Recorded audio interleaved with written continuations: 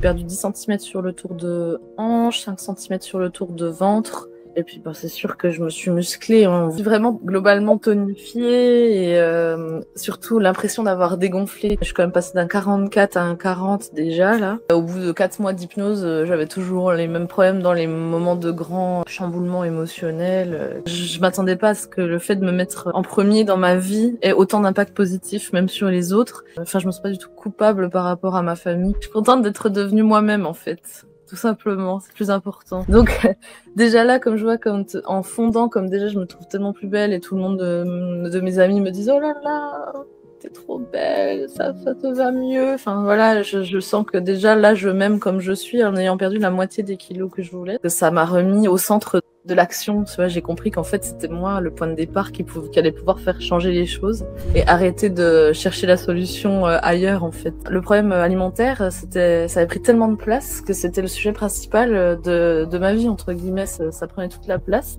Et tout ce que ça générait de négatif, là, c'était vraiment envahissant. Déjà, tous les jours, je me sentais tourmentée par un tas d'idées intrusives, négatives. J'avais tout le temps un peu un bouillonnement négatif comme ça. Et c'était épuisant de se sentir constamment tourmentée. J'avais pas du tout d'énergie. Pour moi, c'était vraiment un échec personnel de pas pouvoir contrôler, entre guillemets, ce ressenti-là, même parce que je le prenais pas du tout de la bonne manière. Et puis c'est que j'avais l'impression d'avoir une faiblesse mentale, quoi, d'être faible face à la nourriture, de me sentir complètement dirigée par la nourriture et que c'est pas moi qui avait le contrôle sur ça. Ça me générait de la honte par rapport à mon conjoint qui pouvait voir ce que je faisais. Généralement, je le faisais un peu en cachette. J'avais plein de sentiments négatifs envers mon corps. Ça me dégoûtait, je me reconnaissais pas. J'étais en désamour avec moi-même, plus du tout connectée avec mon corps. Avant de t'engager, tu vois, dans le programme, c'était quoi la situation dans laquelle tu étais? Donc la situation dans laquelle j'étais, c'est que j'étais à peu près à 6 mois postpartum et donc j'avais déjà perdu 6 kilos que j'avais pris pendant la grossesse, mais le reste restait assez bloqué. J'avais plein de sentiments négatifs envers mon corps, ça me dégoûtait, je me reconnaissais pas, j'étais en désamour avec moi-même, plus du tout connectée avec mon corps. Je m'étais donnée à 100% pour mes enfants pendant les 2 années qui venaient de venir. Voilà, le travail prenait toute la place et j'avais l'impression qu'au milieu de tout ça, j'avais vraiment plus de place pour moi. J'avais l'impression d'avoir vraiment de la motivation pour perdre mon poids, pour obtenir les résultats que je voulais, mais que en fait, je m'auto-sabotais tout le temps. C'était vraiment un gros sentiment d'échec. Et j'avais déjà entrepris les rééquilibrages que j'avais pu faire par le passé. J'avais fait de l'hypnose, j'étais suivie aussi en psychothérapie. Disons, j'avais pris le problème par plusieurs bouts déjà. Et ça portait pas ses fruits. Il y avait toujours un effort une journée, puis le soir, le gros comblement de frustration où j'allais faire un repas bien, et puis ensuite je retourne au placard X fois pour combler cette sensation désagréable que j'avais toujours en moi, de frustration surtout. D'accord. Voilà. Juste pour Ouais. contextualiser aussi, Juliette, Ouais. quel âge t'as? Qu'est-ce que tu fais? Donc j'ai 30 ans. Là, je venais d'avoir 2 enfants coup sur coup qui ont toutes les 2 moins de 3 ans. Ce contexte qui, du coup, que je prenais plus comme une excuse que comme une force. Et puis, du coup, je suis pédiatre à l'hôpital, aux urgences, donc j'ai un bon rythme de travail. Et surtout, là, du coup, c'est au terme de mes études, donc ça fait genre 11 ans que je travaille de nuit, de jour le surlendemain, enfin qu'il y a des grosses altérations de rythme, alternance de rythme, que j'ai tellement donné pour l'hôpital que j'ai arrêté de m'écouter moi pendant tout ce temps, quoi. Voilà. Ok. Et donc ce problème, tu vois, d'alimentation émotionnelle là, dont tu parlais Ouais, à ouais. l'instant, c'était quoi les impacts que ça avait dans ta vie pro, perso? J'ai l'impression que c'est le plus gros échec que j'ai vécu de ma vie. C'est beau de dire ça parce que j'ai de la chance entre guillemets, mais pour moi c'était vraiment un échec personnel de pas pouvoir contrôler entre guillemets ce ressenti-là, même parce que je le prenais pas du tout de la bonne manière. Et puis c'est que j'avais l'impression d'avoir une faiblesse mentale, quoi, d'être faible face à la nourriture, de me sentir complètement dirigée par la nourriture et que c'est pas moi qui avait le contrôle sur ça. Ça me générait de la honte par rapport à mon conjoint qui pouvait voir ce que je faisais. Généralement, je le faisais un peu en cachette. tête. Et puis, ben, le fait que du coup, mon corps, il était très gonflé, l'image de moi-même qui me correspondait pas avec le caractère que je pense avoir, le fait que j'aimais le sport et jamais de sportive, etc. C'était un peu un défaut d'alignement à cause de ce problème d'alimentation émotionnelle. C'est-à-dire qu'il générait un corps qui n'était pas aligné avec mon mental, on va dire. Tu avais essayé des choses pour libérer de cette alimentation émotionnelle? C'est surtout sur l'hypnose que j'avais essayé. Donc ça m'avait quand même aidé à réduire mon niveau de stress sur le temps T, mais les effets n'étaient jamais vraiment pérennes. Ça m'avait permis de débloquer un petit peu certains trucs. On avait quand même travaillé sur certaines blessures, etc. Mais en tout cas, au bout de 4 mois d'hypnose, j'avais toujours les mêmes problèmes dans les moments de grands chamboulements émotionnels. Et ça m'arrive quand même souvent à chaque fois que je suis très fatiguée, c'est à peu près au moins une fois par semaine. C'est des jours où je perds patience, j'ai du mal à m'occuper de mes enfants, je me sens trop déprimée. Et alors là, c'est genre je peux compenser, je peux vraiment consommer de façon hyper déraisonnable. Enfin, c'est de l'hyperphagie quoi, presque sur une journée ou sur un moment comme ça d'une journée. Je savais que j'allais être amenée à vivre ça encore beaucoup parce que mes enfants sont toujours petites, puis que mon travail, j'ai pas prévu de le changer a priori. Bah, c'était surtout ça que je me disais, il faut pas que tu sois fataliste là-dessus, parce que sinon, dans 10 ans, j'aurais pris 20 kilos, quoi. Enfin, ça va pas du tout. Il Ouais. faut que je trouve d'autres solutions pour gérer les tourments émotionnels, quoi. Parce que ça, Ouais. Donc ça c'était des choses que tu vivais encore il y a 4 mois? Déjà, tous les jours, je me sentais tourmentée par tout un tas d'idées intrusives, négatives. J'avais tout le temps un peu un bouillonnement négatif comme ça. Et c'était épuisant de se sentir constamment tourmentée. J'avais pas du tout d'énergie. Je disais que j'étais en fatigue chronique. Je disais que c'était la faute de mes enfants, la faute de mon travail. Enfin voilà, je remettais beaucoup la faute sur les autres. Je trouvais que c'était une fatalité. Enfin voilà, je voyais vraiment les choses négativement. Et puis, ben, des orages d'émotionnels comme ça de temps en temps. Et puis, ben, vraiment, au niveau estime personnelle, c'était catastrophe. Du coup, ça Et allait pas bien dans mes relations avec mon conjoint à cause de ça aussi. d'accord. Je te remercie pour ce que tu me partages pourquoi tu as choisi qu'on travaille ensemble? Je suis tombée sur les réseaux sociaux, sur les témoignages d'Aubin où il disait tous les mots-clés que j'avais l'impression de me reconnaître complètement dans la description qu'il faisait en fait du programme. Et je me suis dit, mais c'est ça qui me manque, c'est ça, c'est exactement ça que je vis sur le côté émotionnel, quoi. Et du coup, c'est ça qui m'a beaucoup parlé, parce que j'avais énormément de motivation en moi, l'envie. Et c'est pas les entre guillemets les efforts, enfin le travail c'était quand même du travail sur soi. J'étais prête à 100% à le faire pour ma vie entière en fait, parce que pour moi le bénéfice il était sur ce moment-là, mais sur toute ma vie entière aussi. Et j'avais envie de retrouver la joie de vivre. Le problème alimentaire, ça avait pris tellement de place que c'était le sujet principal de ma vie entre guillemets. Ça prenait toute la place.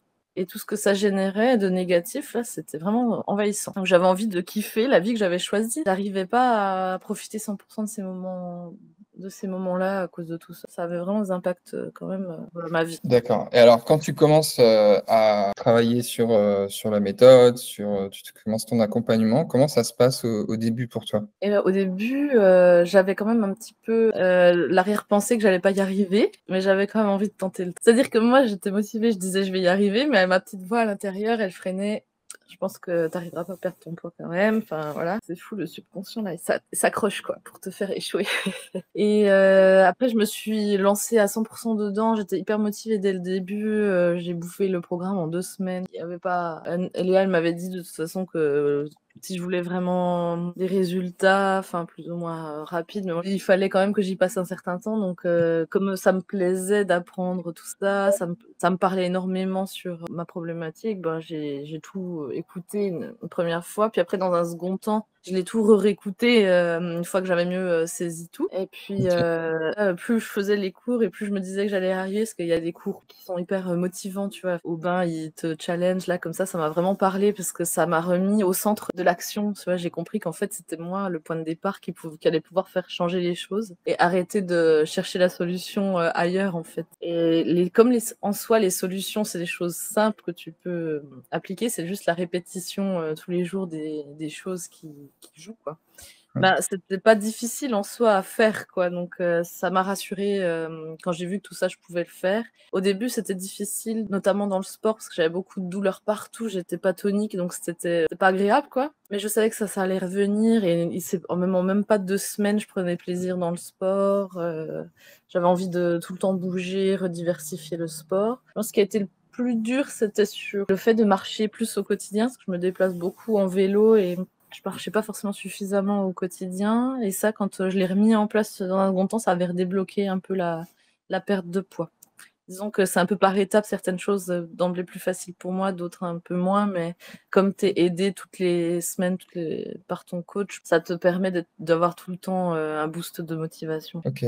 Ça, Et alors c'était hyper aujourd'hui, important. tu vois, si on résume, aujourd'hui, qu'est-ce qui a vraiment changé pour toi? Où est-ce que tu en es par rapport à l'alimentation émotionnelle, par rapport à tes objectifs aussi de perte de poids? Ben, par rapport à mes objectifs, j'ai perdu à peu près la moitié du poids que je voulais perdre. C'est-à-dire que là, bon, j'avais un objectif qui était un peu, bas, c'est-à-dire comme, avant d'avoir mes 2 enfants et je pense que je pourrais être en très bonne santé et avoir une super shape, avec, 3 kilogrammes de plus que ce que j'avais, pensé initialement. On se fixe des objectifs, tu sais, des fois irrationnels, quoi. On a plus 18 ans, quoi. Donc déjà là, comme je vois en fondant, comme déjà je me trouve tellement plus belle et tout le monde de mes amis me disent: «Oh là là, tu trop belle, ça te va mieux». Enfin voilà, je sens que déjà là, je m'aime comme je suis en ayant perdu la moitié des kilos que je voulais. Donc là, j'ai perdu déjà 6 kilos et puis après j'ai encore 6 kilos à perdre parce que j'ai quand même envie d'atteindre cet objectif. J'ai toute ma garde-robe, taille 38, mais je suis quand même passée d'un 44 à un 40 déjà là.